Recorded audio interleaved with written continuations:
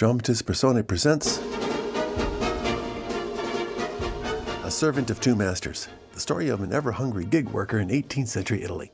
The year is 1791.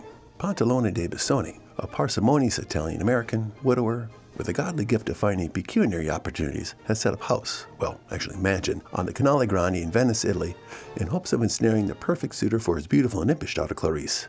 In the main room before a handful of attendees, Pantalone promises Clarice in marriage to Silvio, the good-looking son of his business associate, Tyrolean doctor Adolfo Kreuz-Lombardi. Clarice's maid Smeraldina's lustily ogles the bridegroom's pert buttocks, and Pantalone's female companion Brighella puckers her lips at the pretty Clarice every chance she gets. Here's my hand, and with it I give you my whole heart. Dear Silvio, here is my hand. I promise to be your wife. And I promise to be your husband. Excellent. Now that is settled, and there's no going back on it. Smeraldina, Brighella, you two shall be witnesses of this betrothal of my daughter Clarice to Signor Silvio, the worthy son of our good Herr Dr. Lombardi. We will, sir, and I thank you for the honor. Gracias, Signor Pantalone. Oh, my luck. I am bursting to get married myself, but only get to watch the life of a servant girl. Alas, the cruel world we live in today only invites envy and ill will towards our prominent family, so I have asked no great company of friends and relations today to attend. The doctor, too, is a man of my sort, and our joint venture will be strengthened with this bond of love between our two children. We will have dinner together, we will enjoy ourselves, and nobody shall disturb. What say you, children? Does that suit you? I desire nothing better than to be near my beloved bride. My son is no lover of vanities. He is a wholesome lad. He loves your daughter, Signor Pantalone, madly, and thinks of nothing else. Yes, Herr Doctor. Truly, we may say that this marriage was made in heaven. For had it not been for the deaths of Signor Federico Rasponi, my correspondent in Turin, I could not then have given my daughter to your son Silvio. You know, I had promised her to him. Correspondent? I call myself fortunate indeed, sir. I know not if Signora Clarice will say the same. Oh, you wrong me, dear Silvio. You should know that I love you. I would have married Signor Rasponi in obedience to my father, but my heart has always been yours. It is true indeed. The will of heaven is wrought in unexpected ways. How did Federico Rasponi come to die? The poor wretch. He was killed one night on account of some affair about his sister. Someone ran a sword through him, and well, that was the end of him. Did that happen in Turin, Signor Pantalone? In Turin, the locals are high-spirited there. Did you know Signor Federico Rasponi? Indeed, I did, sir. I was his cook for 3 years in Turin. I knew his twin sister, too. Fine, high-spirited young woman. Used to dress like a man, ride horseback, and use a whip. A whip? Dressed as a man? Oh, my. A simple man would do me fine. Well, in our world, misfortune waits for all of us. But come, let us talk no more sad things today. It's time to be merry, Mr. Brighella. I know you love to show your skill in the kitchen. Now, I would have you make us a few of your best dishes. Oh, it will be a pleasure, Signore. You shall taste something fine. Just fine. Good, good. Let's have something with plenty of gravy that we can sop the bread in. Mm-hmm. Oh, Papa, that's disgusting. Do you want me to die of shame? Shh, someone is knocking. Everyone be quiet. Smeraldina, see who it is. Si, Senor. Quietly. Sir, may I beg your leave? Wait, we're all going. Let us hear who's outside. Senor, there is a gentleman servant below who desires to give you a message. A servant? He would tell me nothing. He says he would only speak to the master of the house. Tell him to come up. We'll hear what he has to say. I'll fetch him, Senor. May I not go, Papa? Go where? I know not. To my own room. I will accompany you, my beloved. No, madam, no. You stay here. These lovebirds can't be left alone. You're yet. right. Prudence above all things. Here is the servant, Senor. My most humble greetings to the ladies and gentlemen. And a very fine company, too, to be sure. Very fine indeed. Who are you, my good friend? What is your business with me? Wait. Who is the fair principessa? That is my daughter. Oh, Delighted to hear it. And what's more, she is going to be married to the gentleman on the left. He's old and bald. I'm sorry to hear it. Not me. My son, Silvio. Oh, apologies. And who are you, fair lady? I am her maid, senor. I congratulate her on her exquisite taste. Come, sir, have done with ceremony. What do you want with me? Who are you? Who sends you here? Patience, patience, my good sir. 3 questions at once is too much for a poor butler. So it is not you that is going to get married, eh? No, senor. Sir, will you tell me who you are, and will you go about your business? I am a servant of my master. Now, what may be your name? But who is your master? I say, what is his name? Smeraldina, stand behind me. Si, senor. Senor Federico Rasponi of Turin, that is my master, and he sends his compliments, and he has come to see you, and he's down below, and he sends me to say that he would like to come up, and he's waiting for an answer. And if you want to know who I am Truffaldino Bettocchio from Bergamo, butler extraordinaire. I don't care who you are, but I fear did not hear well who your master is. My master is Signor Federico Rasponi of Turin. Away, you oaf! Why do you yell so in my ear? I'm truly sorry. I thought you said you were hard of hearing. Never mind. Signor Federico Rasponi of Turin can't be your master because he's dead. So, Dead? To be sure he's He dead. will never paid me today's wage, too. You really mean he just died? I tell you for absolute certainty, he is dead. Yes, yes. I am a doctor. It is the honest truth. He is dead. No doubt about it. I'm sorry you had to learn it from me. Can I do anything else for you? Do you need a butler? I have one. May I have a meal? We're going out to supper presently. You very humble servant, sir. Good day. What are we to make of this fellow? Is he knave or fool? Perhaps a little of both. But what is this nightmare about Signor Federico? If he is indeed alive and here after all, he has come too late. If 'tis true indeed that he is alive, it would be the worst news for me. Oh, what nonsense. Did you not see the letters yourself?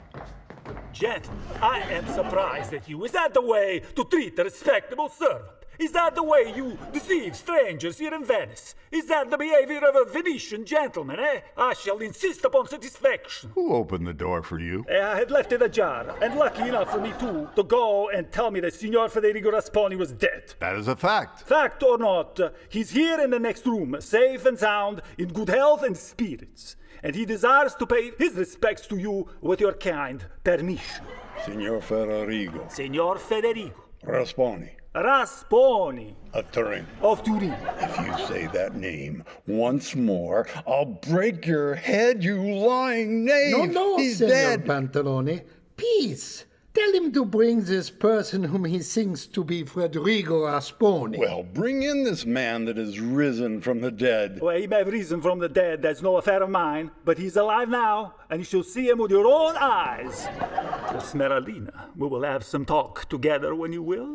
Oh, Smeraldina, the servant has chosen you as his next meal. Ah, yes. Man, the best of all foods. Some rogue from Bergamo comes to tell me a string of lies. Smeraldina, go see where the knave is gone. Si, senor. Silvio, I am trembling. Have no fear, my beloved. Whatever happens, you shall be mine. This was going to be a husband? Signor Pantalone, that courtesy which I have so much admired in your correspondence is but ill-matched in the treatment which I have received from you in person. I send my servant to pay you my respects, and you keep me standing in the street for half an hour before you condescend to allow me to enter. I ask your pardon, but sir, who are you? Your obedient servant, sir, Federico Rasponi of Turin. Oh, my God! Impossible! This is not Federico.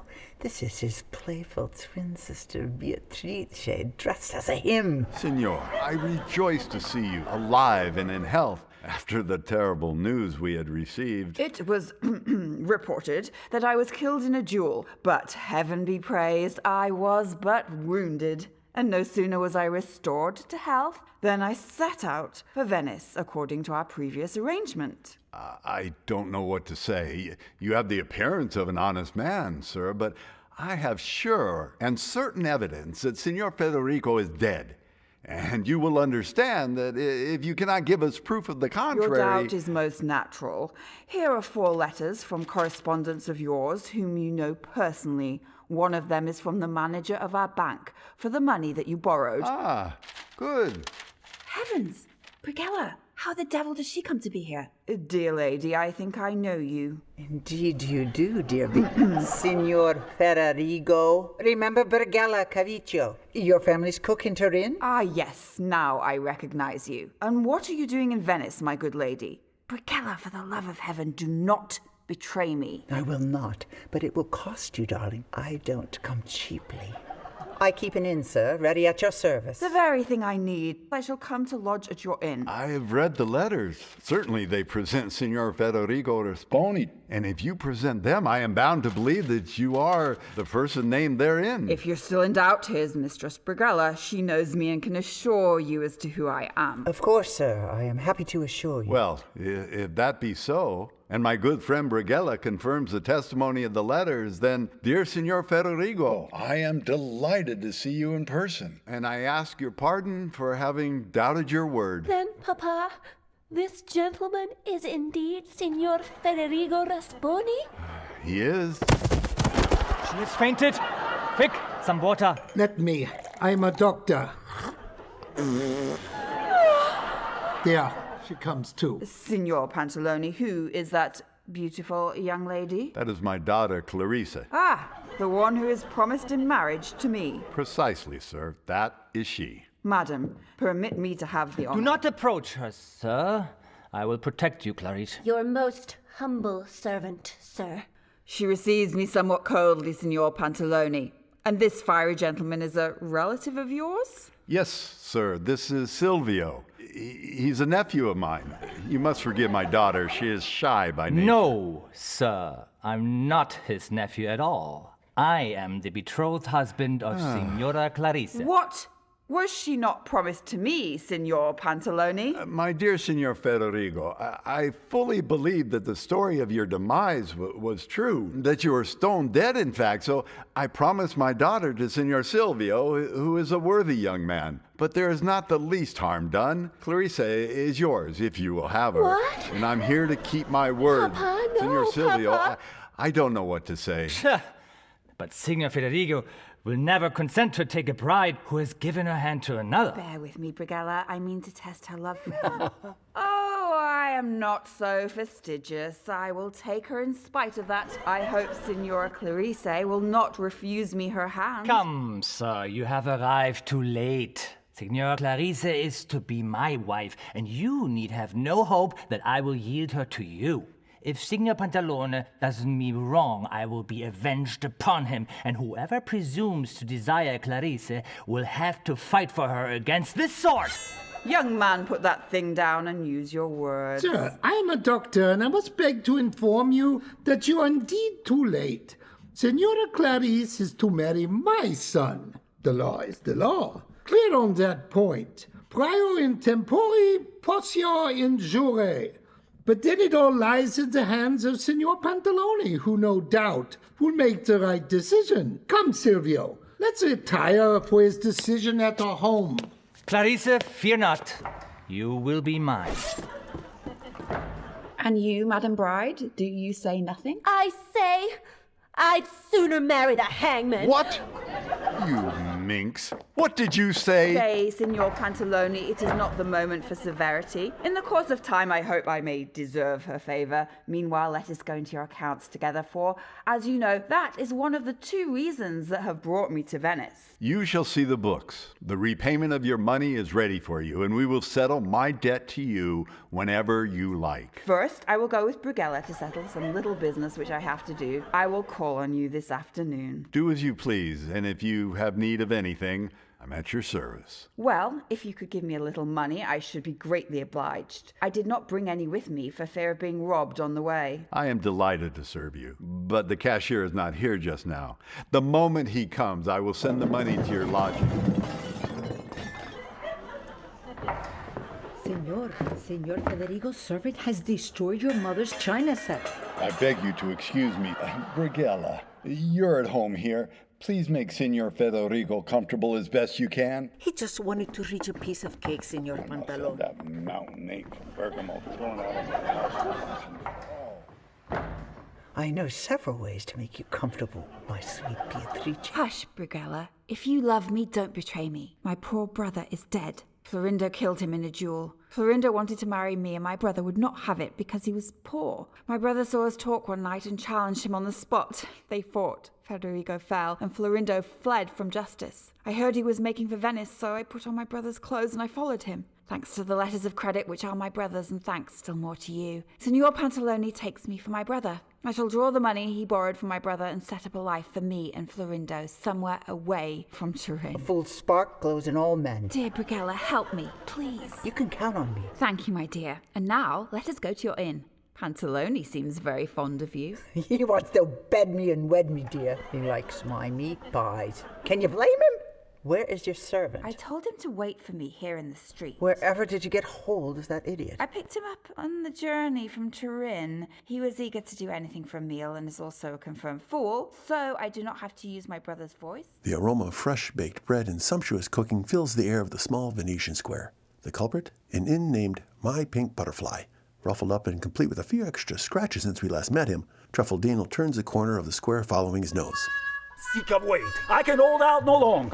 With that girly master of mine, there's never enough to eat. With my other masters, as soon as they came to town, was to go to a tavern. This gentleman, Lord no. This place is done.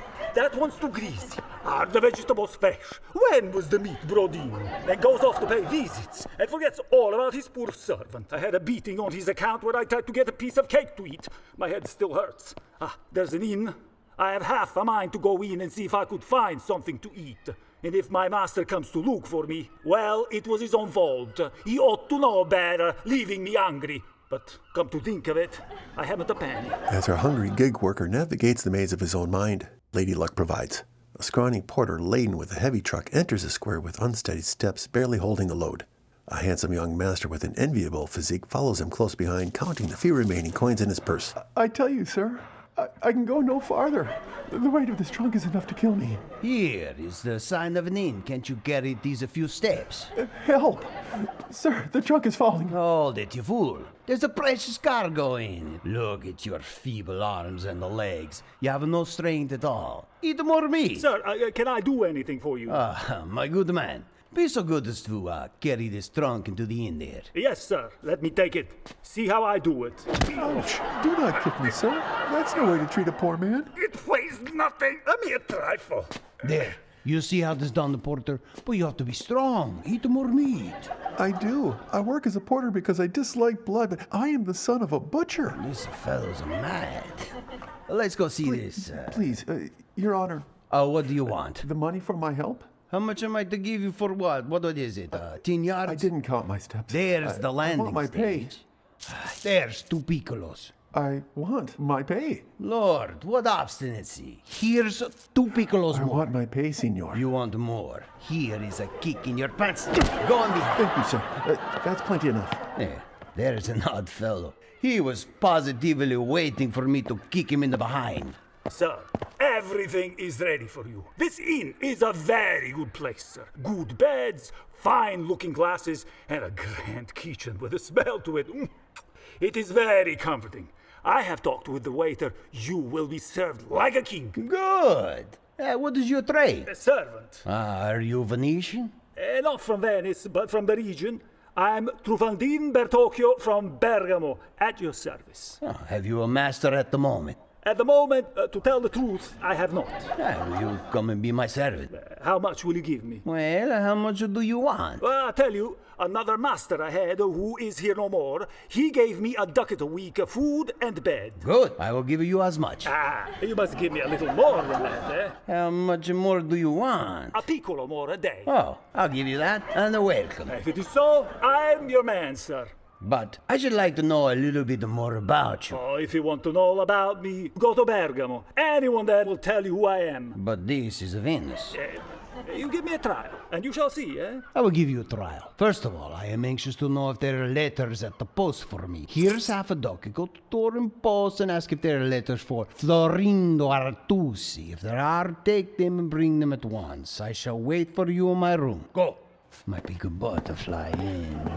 All the nations are strange. A piccolo more a day. That's 2 ducats a month. That's 4 meals more a month. And this girlish-looking Signor Federigo from Turin is nowhere to be seen, so he may go about his business. I shall have a new master. That's a nice way to behave. Is that the way you wait for me? Here I am, sir. I'm still waiting for you. And how do you come to be waiting for me here, in the square by the inn, and not in the street, in front of Signor Pantalone's, where I left you? It is a mere accident that I have found you. I went for a bit of walk, to walk off my appetite. Go at once to the landing dock and fetch my trunk, and bring it here to the inn of Mistress Brighella. I will wait for you inside. Wait!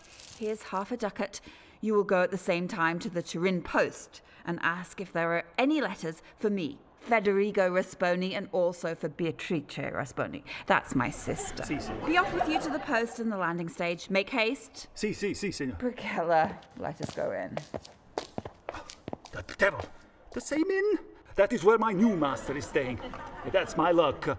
There are many that look hard for one master, and I have found 2. I cannot wait upon them both. No. But why not? Wouldn't it be a fine thing to bestow my services upon both of them? Earn double wages and eat and drink for 2. It would be a fine thing indeed, if neither of them found out. And if they did, what then?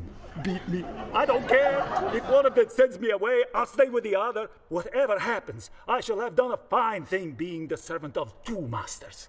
An 18th century lowly contractor, no insurance, no 401k, a common man figuring out how to beat the system. But the elite are always watching closely. My good man. Sir. Where is your master? My master?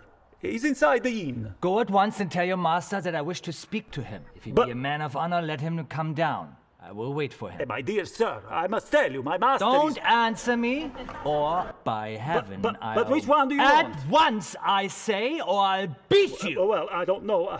I'll send them the first one I can find. I never suffer the presence of a rival.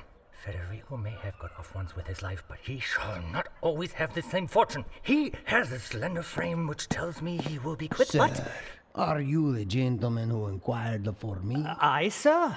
I have not even had the pleasure of your acquaintance. My servant just told me that with a loud and a threatening voice you made a bold to challenge me. He misunderstood. I said I wish to speak to his master. Very well. I am his master. You his master? Certainly. He is in my service. Then I ask your pardon. Either your servant is exactly like another whom I saw this morning, or he waits on another person. You may set your mind at rest. He waits on me. If that be so, I ask your pardon again. No harm done. Mistakes often occur. Are you a stranger here, sir? From Turin, sir. At your service. The man whom I would have provoked was from Turin. Then perhaps I may know him. If he has given you offense, I shall gladly assist you to obtain just satisfaction. Do you know one Federigo Rasponi? Nah. I know him only too well. Why? He makes claim on the strength of her father's word to the lady who this morning swore to be my wife. My good friend, Federico Rasponi cannot take your wife away from you anymore. He is dead. Yes, we all believed that he was dead, but this morning, to my disgust, he arrived in Venice safe and sound. I assure you, Federico Rasponi is dead. I assure you that Federigo Rasponi is alive. I saw him with my own eyes. Make sure you're not deceived. Signor Pantalone dei Bisognosi, the young lady's father, has made all possible inquiries to assure himself, and is in possession of incontestable proofs that Federigo is here in person. Then he was not killed in a duel, as I was told. Either he or I must renounce claim to the love of Clarice or to life. I'm surprised that you have not seen him. He was to lodge at this very inn. I have not seen him. My servant told me that there was no one else at all staying there. He must have changed his mind. Forgive me, sir, if I have troubled you. If you see him, tell him that for his own welfare he must abandon the idea of this marriage. Silvio Kreuz-Lombardi is my name. I'm your most obedient servant, sir. I shall be greatly pleased to have the honor of your friendship. May I beg to know your name, sir? I must not reveal myself. Your servant, Sir Risotto al dente. Signor Risotto, I'm yours to command. Farewell. I was told he died on the spot, yet I fled so hurriedly when accused of the crime that I had no chance of finding out the truth. And since he is not dead, it will be better for me to go back to Turin and console my beloved Beatrice, who is perhaps suffering in sorrow for my absence. Ha! There is my servant. Whose trunk is this rascal carrying? Stop! Where did you get this trunk? It is mine, sir. Truffaldino. Will you come to Turin with me? When? Now, at once. Before dinner? No, we'll have dinner and then we'll go. Very good, sir. I'll think it over dinner. Have you been to the post? Yes, sir. Have you found my letters? I have, sir. Oh, where are they? The devil take me. I have mixed up one master's letters with the others. Come, give me my letters. I must tell you, sir, these letters are not all for your honor. I met another servant who knows me. We were in the service together at Bergamo. I told him I was going to the post, and he asked me if there was anything for his master. And there was one letter, but I don't know which one of them it was. I can't read. Let me see. I will take mine and give you the other back. Oh, there, sir. I only wanted to do my friend a good turn. What is this? A letter addressed to Beatrice, Respone in Venice. Did you find the one that belongs to my mate? Who is this mate of yours? Who asked you to do this for him? Who? He's a servant. His name is Pasquale. Whom does he wait upon? I don't know, sir. But if he told you to fetch his master's letters, he must have told you his name. Yeah, of course he did. Well, what name did he tell you? I don't remember. What? Tell me or I will beat you. He wrote it down on a piece of paper, signore. And where is the paper? I must have left it at the post. Ah, what an idiot. Where does this fellow Pasquale live? Oh, indeed, sir. I haven't the slightest idea. And how are you to give him the letter? He said he would meet me in the piazza. Is he making a monkey out of me? If I get through this business clean, it will be a miracle. Give me the letter, signore. No, I mean to open this letter. No, sir. Do not do that, sir. Besides, you know how wrong it is to open others' letters. I care not. This letter interests me too much. It is addressed to a person to whom I have a certain claim. I can open it without a scruple. Oh, no, sir. He has opened it. Madame, your departure from the city has given rise to much talk. That you have gone to join Signor Florindo. The court of justice has discovered that you have fled in the man's dress and intend to have you arrested. That's a nice way to behave. Reading other people's letters. What is all this? Beatrice has left home to join me. Indeed, she loves me. Heaven grant I may find her in Venice. Here, my good Truffaldino, go and do all you can to find Pasquale. Find out from him who his master is, and if he be a man or a woman, find out where he lodges. Bring him here to me, and both he and you shall be handsomely rewarded. Give me the letter. I will try to find him. There it is. I count upon you. This matter is of infinite importance to me. But how am I to give this letter to him open like this? Tell him it was a mistake, an accident. Don't make difficulties. Go and find Pasquale. Waste no time. I shall go to the merchant for a letter of credit. Beatrice in Venice. Her brother Federico in Venice. He runs off, talking to himself, and he leaves me with this open letter, which now I have to take to my other master. I cannot give it to him opened. It must be resealed. My grandmother sometimes sealed letters with chewed bread. It's a pity to waste this tasty piece of bread, but still something must be done. Oh, I think that looks quite well. Truffaldino, I'm waiting outside and you stand up front. What took you so long? Is this my trunk? Yes, sir. Have you been to the post? Yes, sir. Any letters for me? One for your sister. Good. Let me have it. Here. This letter has been opened. Opened? No, it was. Yes, opened and then sealed with bread. I can think how that can have happened. You cannot think, rascal? You have breadcrumbs in the corners of your mouth. Why did you open this letter? I must know or I'll break your head. I will tell you. I'll confess the truth. We are all liable to make mistakes. At the post, there was a letter for me. I can't read very much. And by mistake, instead of opening my letter, I opened yours.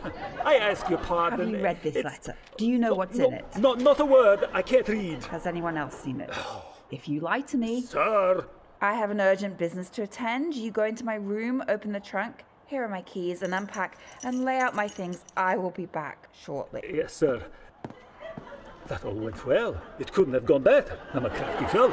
I'm beginning to think a good deal more of myself than I did before. Is your master here at the inn? No, signore. Do you know where he went? No, signore. Is he coming home to dinner? Oh, I should hope to think so, signore. It is late in the day, and I've only had a... This man is a confirmed blockhead. But Signor Rasponi assured me of his honesty.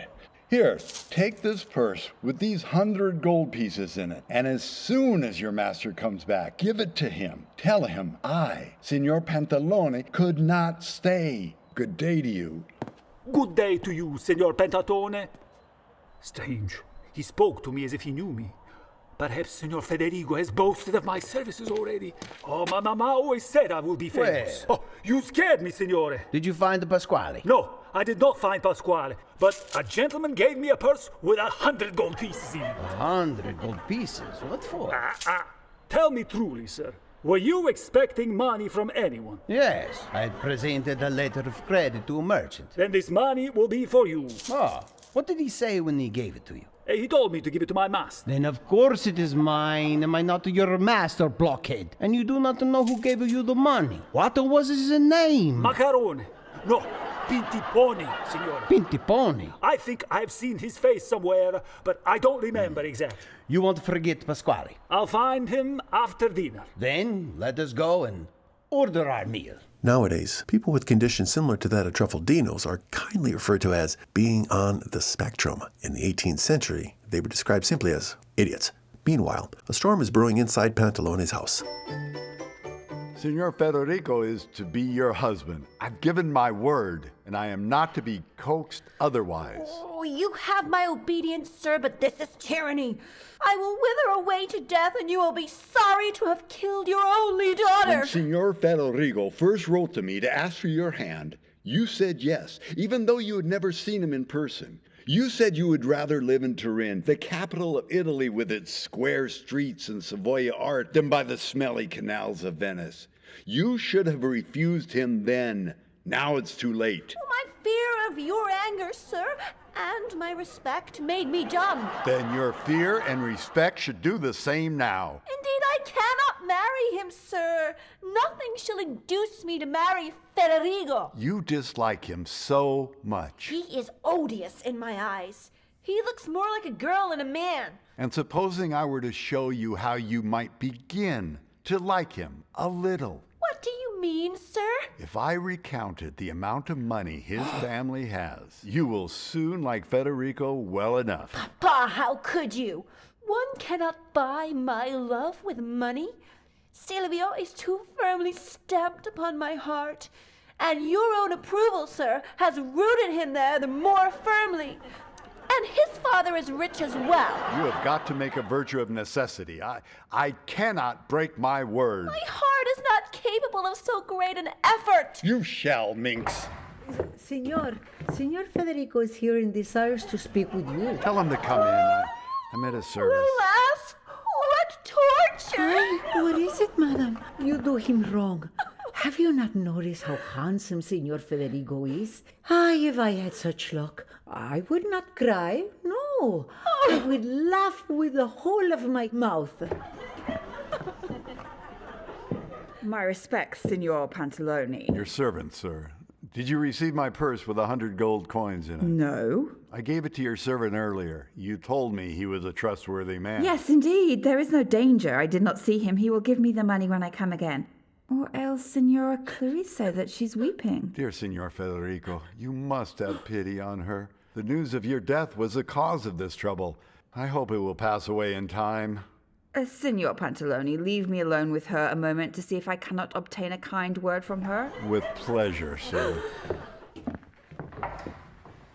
Signora Clarice. Stand away, and do not dare to importune me. So severe with him who is your destined husband? They may drag me by force to the altar, but you will have only my body, never my heart. You disdain me, but I hope to appease you. I shall abhor you to all eternity. But I have the means of comforting you. Oh, you deceive yourself. There is no one but Silvio who can comfort me. 'Tis true. I cannot give you the same comfort as your Silvio might, but I can at least contribute to your happiness. I think it is already enough, sir, that though I speak to you as harshly as possible, you should continue to torture me. Signor Clarice, I have a secret to tell you. I make no promise to keep it. Your austerity deprives me of the means to make you happy. You can never make me anything but miserable. You are wrong, and to convince you, I will speak plainly. You have no desire for me, and I have no use for you. You have promised your hand to another, and I, to another, have pledged my heart. Now you begin to please me. Did I not tell you that I knew how to comfort you? Oh, I fear you will deceive me. No, madam, I speak in all sincerity. And if you promise me that discretion, which you refused me just now, I will confide you a secret. Oh, I vow I will observe the strictest silence. I am not Federico Rasponi, but his sister, Beatrice. What? I knew you would deceive me. Go away. Are you afraid that I am not a woman after all? I will give you proof positive. Give me your hand. I don't quite like to. Let it go. Censored. You have breasts. Indeed. Imagine my feelings when I claimed you as my bride. And your brother is dead. A lover of mine killed him, and it is he who I am seeking now in these clothes. I beseech you by all the holy laws of friendship and of love not to betray me. Oh, how romantically exciting! Won't you please let me tell Silvio? No, I forbid you absolutely. Well, remember, I count upon you. Well, I will say nothing.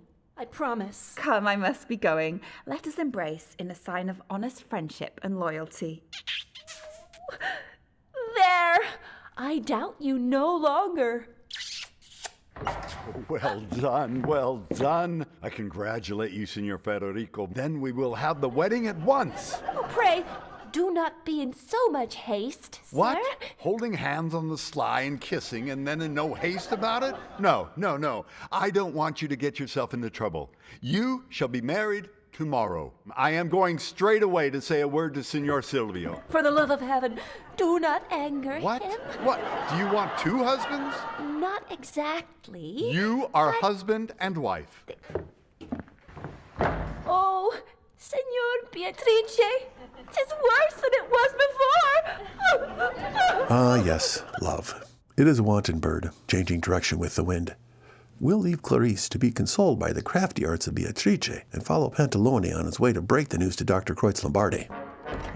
What's the doctor doing in my courtyard? Oh, Signor Pantalone, your servant. Your servant, doctor. I was just going to look for you and your son. Indeed. Good. I suppose you are coming to give us your assurance that Signor Clarice is to be Silvio's wife? The fact is, I was coming to tell you that... There is no need for explanations. You have my sympathy in a very awkward situation. But we are old friends, and we will let bygones be bygones. Yes, of course. But in view of the promise made to Signor Federico... He took you by surprise. You had no time for reflection. You did not think of the affront you are giving to our family and the damage caused to our common cause. You can hardly talk of an affront when a previous contract... I know what you're going to say. At first, it seemed out of the question that the promise to the turned gentleman could be renounced, because it was a formal contract. But that was a contract merely between you and him, whereas ours is confirmed by the girl herself. Very true. And as you know, in matrimonial cases, consensus est non concubitus facit virum. Look, I'm no Latin scholar, but I must tell you and the that girls must not be sacrificed. Have you finished? I have finished. May I speak? You may. My dear doctor, with all your learning, as regards the dowry, we can easily arrange matters. A little more, a little less. I will make no difficulties. I must begin all over again. Will you allow me to speak? With pleasure. I must tell you, I have the greatest respect for your legal learning. But in this case, it does not apply. And do you mean to tell me that this other marriage is to take place? For my part, I have given my word, and I can't go back upon it. My daughter is content. What impediment can there be? I was just coming to look for you or Signor Silvio to tell you this. Look, I'm extremely sorry, but I see no help for it. Signor Pantalone, you have done me an injury. You have done an injury to the house of Kreuz-Lombardi. And the time will come when you will have to pay for it. Yes, sir. The time will come. Omnia tempus habent. I don't care a fig. I'm not afraid of you. The Rasponis are worth 100 of the Kreuz-Lombardis. An only son. And as rich as he is, you won't find one every day. The marriage is settled. God, here comes the sun. Good day to you, sir. Yours to command, sir. I've just heard something from my father. Am I to believe that it is true? If your father said it, it must certainly be true. Then the marriage is settled between Signora Clarice and Signor Federico? Yes, sir. Settled and concluded. You are a man of no reputation. You are no gentleman. What is all this? Is that the way you speak to a man of my age? I don't care how old you are. I have a mind to run you with my sword straight through the body. I am not a frog, sir, to be spitted. Do you come into my house to make all this turmoil? Come outside, then. I am surprised at you, Come on, sir. if you're a man of honor. I am accustomed to be treated with respect. You are a low fellow, a coward, and a villain. And you are a most impertinent young man. I swear to heaven. Oh. I am here to defend you. My dear son-in-law. You're just the man I want to fight. I am not afraid of you. Come on. Defend yourself. My two son-in-laws are fighting! Imagine two tigers fighting. Silvio thrusts, Beatrice parries. Beatrice thrusts, Silvio dodges. He bobs, he attacks. His sword nearly grazes her cheek. Beatrice does a dervish spin. Silvio is puzzled. She follows up with a gypsy chest shakedown. Silvio stares agog. His distraction is rewarded with a vicious groin kick. It brings him down like a grown man piñata. Beatrice victoriously holds her point to his throat. Clarice runs out from the house. Stop! Stop! Fair Clarice, at your request, I give Silvio his life. And in consideration of my mercy, I beg you to remember your oath. Wait! He's gone. Dear Silvio, are you hurt? Dear Silvio, faithless deceiver! Dear Silvio, to a lover disdained, No, to a betrayed Silvio, husband! I do not deserve your reproaches. I love you. I adore you. I am indeed faithful. I heard just now that you had given your oath. My oath does not bind me to marry him. Then what did you swear? Dear Silvio, have mercy on me. I cannot tell you. Why not? Because I am sworn to silence. That proves your guilt. No, I am innocent. Innocent people have no secrets. Indeed, I should be guilty if I spoke. And to whom have you sworn this silence? To Federico. And you tell me you do not love him? No. He's a fool that believes you. I do not believe you, cruel deceiver. Begone from my sight! If I did not love you, I should not have run hither in all haste to save your life. Then I loathe my life, if I must owe it to one so ungrateful. I love you with all my heart. I abhor you with all my soul. I will die if you are not to be appeased. I would sooner see you dead than unfaithful. Then you shall have that satisfaction. I will kill myself with your sword. Yes, my sword through your heart should revenge my wrongs. Are you so cruel to your Clarice? 'Twas you that taught me cruelty. Then you desire my death? I know not what I desire. I do. 3, 2, stop. 1. Stop. What on earth are you doing? Take this sword away from your heart. You dog. You would have let her die? Have you the heart of a tiger, of a hyena, or of a devil? Senora Clarice, you're too kind to him. He does not want you anymore, I suppose. Let this murderer go to the devil, and you, along with me. There is no shortage of men. I promise to find you a dozen before the evening. Ungrateful! Can it be that my death should not cost you a single sigh? But I shall die, and that of grief. But one day you will know that I am innocent, and then, when it is too late, you will be sorry you did not believe me. Oh, here is a girl on the point of killing herself, and you sit there looking on, just as if you were at a play. Nonsense, woman. Do you suppose she really meant to kill herself? I know that if I had not arrived on time, she would have been gone, poor thing. The point was nowhere near her heart. It was ready to pierce her. You women always invent things. They say women are unfaithful, but men are committing infidelities all day long, because it is the men who make the laws. If the women had made them, things would be just the other way around. Let us get back to our famished gig worker Truffaldino, who is sitting dejected in front of the inn in the hopes at least one of his masters will order his overdue meal. 2 masters, and neither of them comes home to dinner. It's 2 o'clock, and not one of them to be seen. Florindo turns a corner, lost in his thoughts. Here comes the gruff one. Well, did you find that fellow Pasquale? Didn't we say, sir, that I was to look for him after dinner? I don't want to eat anything. I must go out again. I have important business. If I come back to dinner, well and good. If not, I shall eat in the evening. You can get yourself some food if you like. Just as you please, sir. You are the master. Ah, this money is heavy. Here, put it in my trunk. If I do not come back to dinner, come to the piazza. I can't rest till you have found Pasquale. Yes, sir.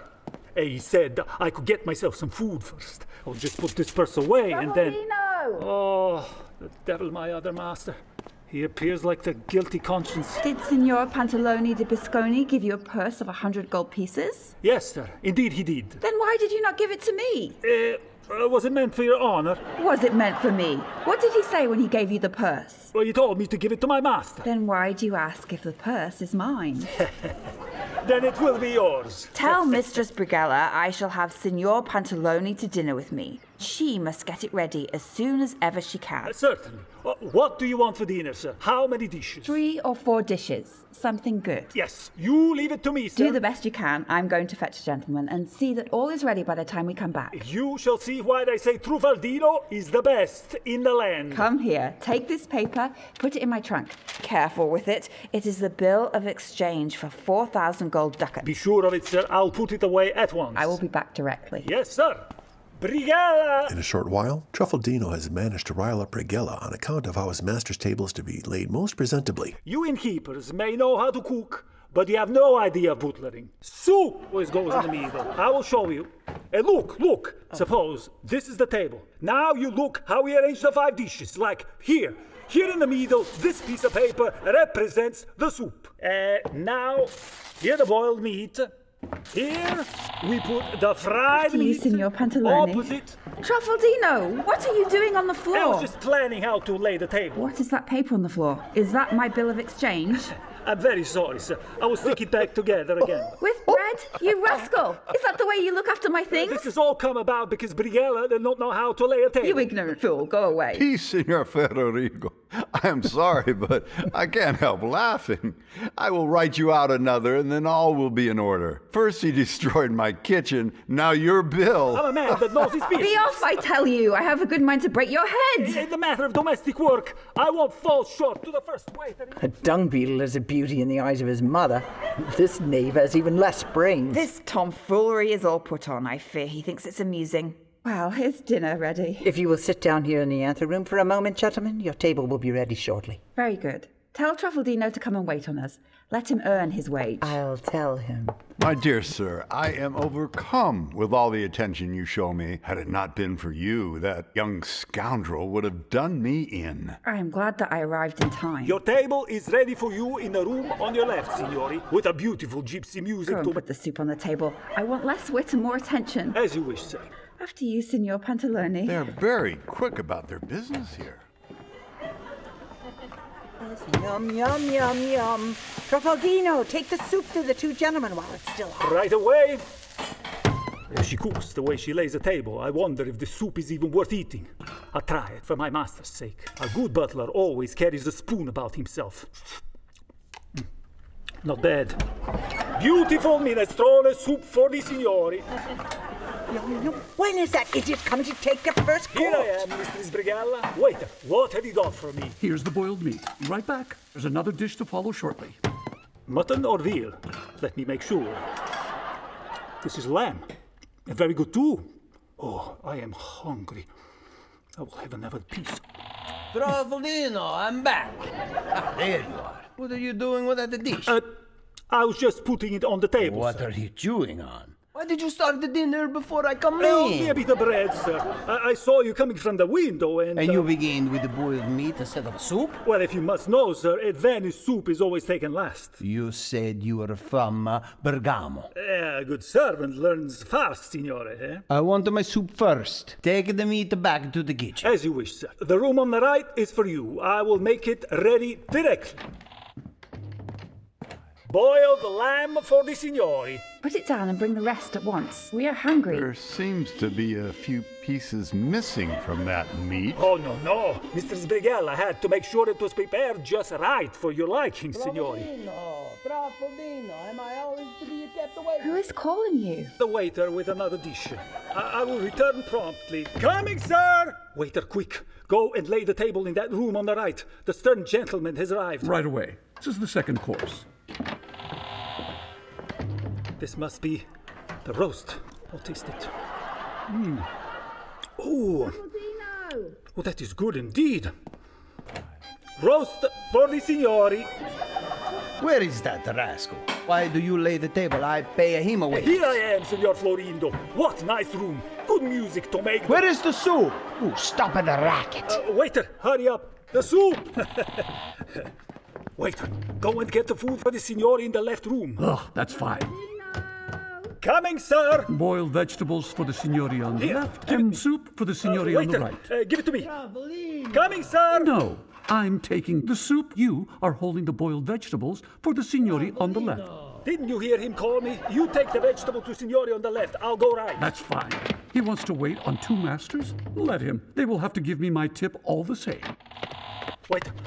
Here, take these dirty dishes and bring more wine for the gentleman. Right away. I'll go to the signori on the left. Waiter, quick, help! Lay the dishes. A common thing with gig economies in 1700s Italy and today is that when it rains, it pours. And when it pours, the floor gets slippery, and that often leads to a mighty fall. But for an optimist, every lash is an opportunity for improvement. Oh, I don't care for my beating. The waiter had small hands, and I hardly felt it. But my masters were angry and looked disappointed. I have to show them why Truffaldino is irreplaceable. I know. I will arrange their trunks, give their clothes an airing without them asking me. And that is something that only an extraordinary butler like me can think to do.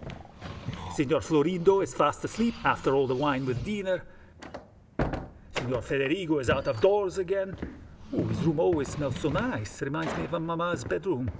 Now I'm going to do my work properly, in peace and quiet with no one to worry me. Now, which key does this fit? Let's try. I guessed right at once. I'm the cleverest man on earth. And this other will open the other trunk. Now they're both open. Let's take everything out. Ooh, that's a pretty portrait. There's a handsome man. Strange. He looks just a little bit like Signor Florindo, but no. Signor Florindo never wears clothes like that, nor has such beard neither. Mamma mia, is this? It is. Signor Federigo wears women's clothes. But what of it? He treats me nice and pays my wages. Smells better than my other master. Coming, sir! I must put these things back first. I can't remember which trunk these coat came from. These papers neither. Oh, Truffaldine. Or must I fetch a stick to you again? In a minute, sir. What the devil are you doing? Pray, sir, didn't you tell me to give you clothes and airing? I was just I'm about to... certain I didn't. And this other trunk, whose is that? Mine, sir. Give me my black coat. I will go out. Very good. Here you are, signore. What is in this pocket that bulges out so? What is this? This is my own portrait. The one I gave to my beloved Beatrice. Tell me, however did this portrait come to be in the pocket of this coat? It wasn't there before I met you today. Sir, be kind to and forgive me for taking the liberty. The portrait belongs to me. and I had it there for safety, for fear I might lose it. How did you come by this portrait? I had a master who died, and he left me a few trifles which I sold, all except this portrait. And how long is it since this master of yours died? Oh, it will be just about a week ago, sir. What was your master's name? Name? Name? I do not know, sir. He lived incognito. Incognito? How long were you in his service? Oh, only a short time, sir. 10 or 12 days. Heavens, Beatrice, she escaped in a man's dress. Tell me, was your master young? Yes, sir. Quite a young gentleman. Clean shaven? Clean shaven, sir. Not a hair on his chin. It was she, doubtless. At least you know where your late master came from. No, I did know, sir, but I can't call it to mind. Was now. he from Turin? Yeah, Turin it was, sir. Tell me again, this young gentleman from Turin, or of what did he die? He met with an accident, and that was the end of him. Where is he buried? He wasn't buried, sir. What? Another servant from the same place got permission to have him put into a coffin and sent home. The same servant who got you to fetch his letters for him from the post this morning. Aha, exactly. So, it was Pasquale. Beatrice dead. Oh, I can no longer endure the agony. Oh, my grief. The portrait has touched him in the guts. Perhaps it was his brother. But of course, that's why they look alike. Well, I'd better take the trunks back to the rooms again, or I shall be in for more trouble of that same sort. Truffaldino! Oh, dear. Have you the key of my trunk? Yes, sir, here it is. Why have you brought my trunk in here? To air your clothes, sir. Open the trunk and give me... Whose is that other trunk? Oh, it belongs to a gentleman who has just arrived. Give me the memorandum book. Yes, sir. We may find that all is in order, Signor Pantalone. We shall check in my book. Of course. If there is a mistake, you will not have to pay. Is this the book, sir? No, this is not it. Whose is this book? This one. These are 2 letters which I wrote to Florindo. Alas, these notes, these accounts belong to him. I tremble. I'm in a cold sweat. Signor Federico, not where are you I am. a little unwell? 'Tis nothing. Truffaldino, how did this book come to be in my trunk? It is not mine. I ask your pardon for the liberty I took, sir, putting the book into your trunk. It belongs to me, and I put it there for safety. The book is your own, you say, and yet you gave it to me instead of mine without noticing. How came you by this book? I was in the service with a gentleman at Venice, and he died and left. He died? How long ago did he die? I don't remember exactly, 10 or 12 days. Your master, was his name Florindo? Yes, sir, Florindo. And his family name Artusi? That was it, Artusi. Of what did he die? Where was he buried? Oh, he tumbled into the canal and he drowned and never seen again. Florindo is dead? My beloved is dead. My one and only hope is dead.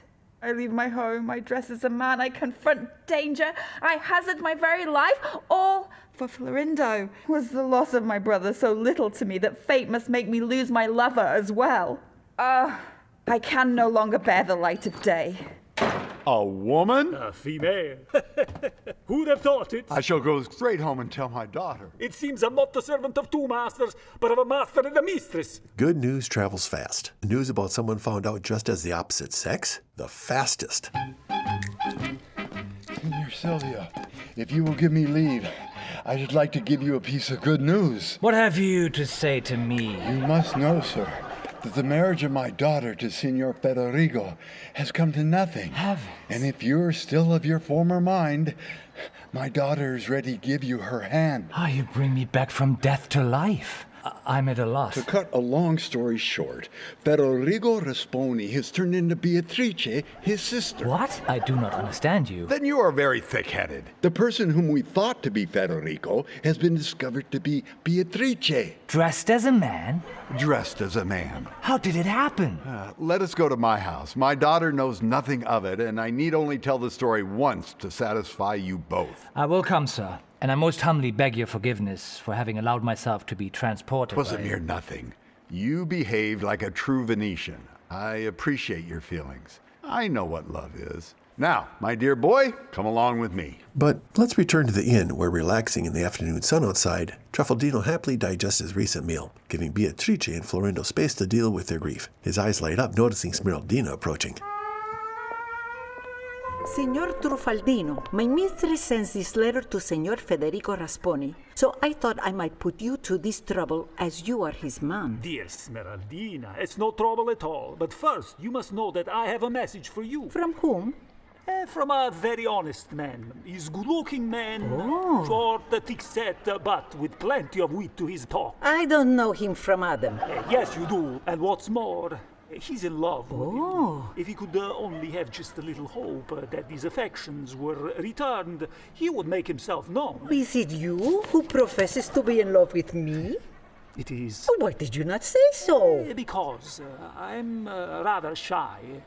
Well, what do you say? I must say, you are just my fancy. Oh, I'm so happy. And if somebody like me wanted to marry you, what would he have to do? I have neither father nor mother. He would have to speak to my master or to my mistress. Very good. Give me the letter, and I will tell you a secret about Senor Federico. Oh, please do. Suddenly, commotion erupts inside the inn. Beatrice and Florindo burst out of the room, each determined to take their own life. Blinded by their misery, they almost bump into each other. Stop. This is madness, Signore. Go to the devil. For pity's sake, Give me the sword. die. I love you. My love, Florindo. You shall not hinder me, You can Brighella. hurt yourself holding it like that. Beatrice, here I come. Florindo. Beatrice. Oh, death. Oh, my adored one. Oh, doesn't that melt your heart? Just when I thought I was next in line. My servant brought me the false news of your death. And mind gave me to believe that you were dead. It was this book that caused me to believe the story. That book was in my trunk. How came it into your hands? By the same means, doubtless, as the portrait I found in my coat pocket. The one I gave you at Turin. Where are our servants? I wish I knew myself, sir. They do not seem to get one job done right. Find them at once, and send them here to us. For myself, I only know one of them. I will ask him about the other. Tell me, your brother, Federico, is he dead? Have you any doubt? He died on the spot. I was told he was alive and here in the Venice. It was I who travelled in his name and in these clothes to follow. To follow me, I know, my dearest. I read it in a letter from your servant at Turin. How came it into your hands? My servant gave it to me by mistake, and seeing it, I could not help opening it. I suppose a lover's curiosity is always legitimate. Oh, I hope you can forgive me. Where are these servants of ours? We have found this here one. is If one. we can find the other, we will bring him. I'm sorry. Come here. Don't be frightened. We shall do you no harm. Come now, tell us what happened and why you and that other rascal conspired to drive us distracted. Pray, Signor Florindo, a word with you in private, eh? Go ahead. I will tell you everything directly, madam. Signor Florindo, it is all Pasquale's fault, the servant of Signora Beatrice's. He mixed up your belongings and put into your trunk what belonged to Signora Beatrice's without my knowledge. The poor man begged me to take the blame, for fear that she would send him away when she found out. And then, when Pasquale heard you waking up and calling, he ran away to hide before I could say anything. And as I'm a kind-hearted fellow, I made up all these stories only to help him. I'm sorry, I never dreamt that it was a portrait of you which you gave to Signora Beatrice, or that you would kill yourself when hearing of her death. Now, I have told you the whole truth, sir, as an honest man and a faithful servant. Then the man who got you to fetch that letter from the post was a servant of Signora Beatrice? Yes, sir. Pasquale is her servant. No, I conceal from me a fact I so urgently desired to know. He begged me not to tell anyone, sir. Who? Pasquale. You didn't obey your master. But I did it for the love of Pasquale. And for the love of heaven, do not tell the lady it was Pasquale. I'd rather you told her it was me. You can give me a beating if you like, but don't let any trouble come to my Pasquale. Are you so devoted to a friend, this Pasquale? Oh, I love him as he were my own brother. Now I'm going to speak to Signora Beatrice. I'm going to tell her that it was all my fault, that she may do whatever she will to me, but I will protect Pasquale. I beg of you. Don't say a word about Pasquale. Go ahead. Here I am, madam. What is all this long story you've been telling Signor Florindo? You must know, madam, that Signor Florindo has a servant called Pasquale. He is the most errant clodpole in the world. He made all that mess, but because the poor man was afraid his master, Signor Florindo, would send him away and he would die of hunger, he asked me for my help. I made up all that story about the book and the master who was dead and drowned and all the rest of it because I love him as a brother. I am sorry. And just now I've been telling Signor Florindo that it was I the cause of all your suffering. But why accuse yourself of faults which you have never committed? Madam, it is all for the love I bear Pasquale. Pasquale and you are a pretty pair of rascals. We nearly took our own lives on account of you two. I beg of you, don't get him into trouble. Signora Beatrice, our servants certainly deserve to be punished. But, in the consideration of our own great happiness, we surely may forgive what is past. True, but your servant... No, madam. No. For the love of heaven, do not mention Pasquale. Oh, very well. And now I must go to my room and tidy myself up. Then you and I, my darling, will go to Signor Pantalone's to make good of the mess we have created and ask for his good favour. Certainly, my love. Signor Florindo, Pasquale is not here and Signora Beatrice has no one to help her dress. Will you give me leave to go and wait upon her instead of Pasquale? Yes, by all means. Wait upon her with diligence. Signor Florindo, I want to ask a favor of you. A favor? After all you have done? Well, you know, sir, it is all the fault of Pasquale. But where on earth is this cursed Pasquale? Can't one see him? He'll come. The knave. And so, sir, I want to ask you this favor. What do you want? You see, sir, I'm in love with a young woman who is maid-servant to Signor Pantalone, and it would be very kind if your honor may say a word for me to Signor Pantalone. We must see first whether this girl wants you. Oh, the girl wants me. No mistake. All I want is a word to Signor Pantalone. I beg you, sir. Of your charity, eh? Certainly I will speak for you. But how can you keep a wife? Oh, I shall do what I can. I shall ask for help from Pasquale. You had better ask help from someone with more sense. The air is thick in the house of Pantalone. There's an eerie calm as Silvio is on trial for his life. It is quiet. So quiet, in fact, that the doctor's indigestion can be heard. But dear Clarice, won't you say a word? I know I deserve to be punished by you, but punish me with hard words rather than with silence. Cruel. You heard that little sigh? Oh, a good sign. A sigh is like lightning. It promises rainfall. Strike while the iron is hot, Silvio. If I could think that you desired my blood to avenge my supposed cruelty, I'd give it you with all my heart. But instead of the blood of my veins, accept that which gushes from my eyes. Cruel. Senor Silvio, come, up with you. And you come here too, madam. Now, join your hands together again and make peace. So no more tears. Be happy, and heaven bless you both. Oh, Signora Clarice, for pity's sake. Ungrateful. Dearest. Inhuman. Beloved. Monster. Angel. Going. Forgive me. For the love of heaven. I forgive you. Gone. By your leave, may I come in? Come in, dear Brighella. It was you that told me all these pretty stories about the Rasponis and assured me that Signora Beatrice was in fact Signor Federico. My dear Signor Pantalone, who would not have been deceived? They were twin brother and sister, as like as two peas. You can try and convince me over a nice meal for two at your inn tomorrow. Doesn't that sound nice? Now, what is the news? Signora Beatrice is here and desires to pay her respects. Let her come in. She is most welcome. Poor Signora Beatrice. I am happy to think that her troubles are over. You are sorry for her? I am indeed. And for me? Oh, cruel. Ladies and gentlemen, I come to ask your pardon and forgiveness that you should on my account have been put to inconvenience. No, my dear. Come to me. Well, Signora Beatrice, I must say for a young woman of your age, you have wonderful courage. Too much spirit, madam. Love makes one do great things. And you have found your young gentleman at last. Yes, heaven has made us happy. A nice reputation you have made for yourself. Pater. Sir, you have no business with my affairs. I beg you, let everyone do as they will. Do not be so put out about it. Now that I'm happy, I want all the world to be happy too. Is anyone else going to get married? Let them all get married. What about me, senor? Whom are you going to marry? The first man who comes along, My senor. respects to the company. Where is Signor Florindo? He is here and would like to come in. By your leave. Signor Pantalone, will you give Signor Florindo leave? Is that your young gentleman? Yes, Florindo is the man I love and for whom I risk my well-being and good name. He wants to marry me. I shall like to meet him. Truffaldino, show him in. Yes, Signora Beatrice. Smeraldina, since everyone is getting married, are you willing to marry me? Aye, why not? Good. I will be right back.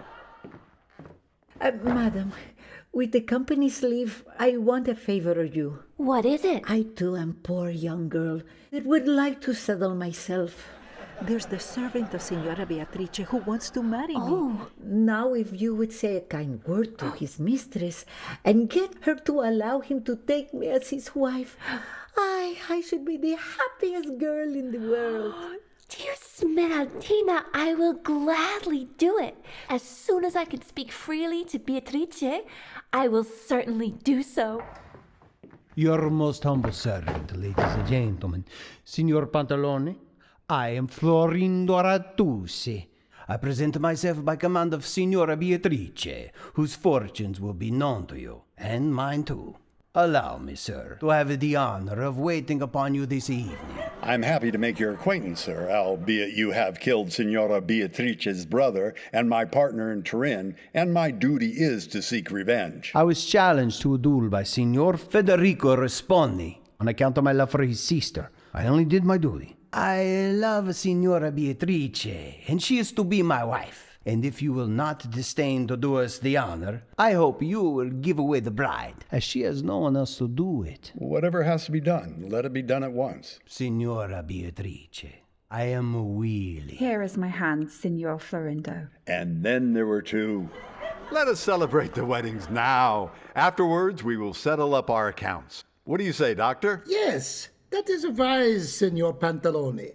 It will give us time to think about how this event can benefit our joint endeavor. After all, the position of the late brother of Signor Beatrice is still available. I hear Signor Florindo is an expert swordsman, and I think that perhaps he may be a worthy substitute for Signor Federigo. Don't you think?